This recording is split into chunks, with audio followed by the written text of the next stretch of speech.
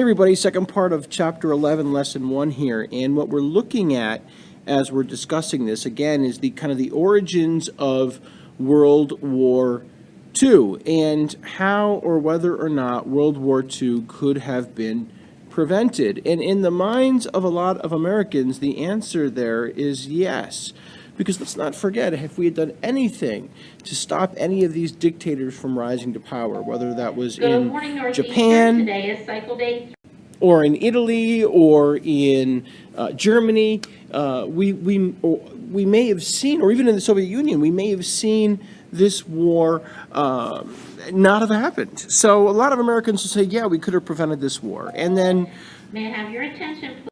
so really, let's take a look here at the second question for the day is why do some people respond to injustice while others try to prevent it? And we're going to focus that question on events that lead us towards war. And one of those events that's going to lead us towards war is when Hitler defies the Treaty of Versailles. I mean, right here, that should have been a clue to people that World War II was coming underway, because you can see Hitler in this cartoon on the right. He's escaping from the Treaty of Versailles. He's going to build an air force. He's going to increase an army, all things that are against the Treaty of Versailles. He's going to bring back that argument that everyone who speaks German should be united in one country, right? We called that self-determination when we studied it in World War I. He's going to bring back that idea again.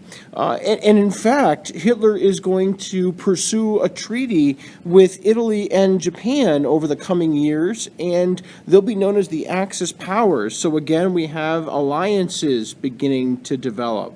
So we have arms races.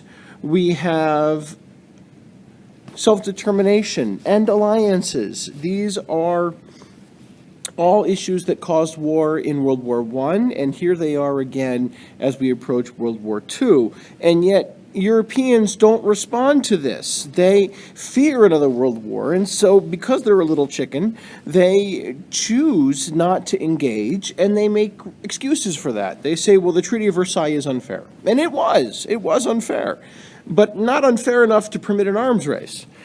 They say, well, the Nazis might stop this if they get what they want, if they get their self-determination. But again, we don't know that for sure. So World War II is definitely moving along, and in part that's because Europe doesn't respond when injustice happens. So let's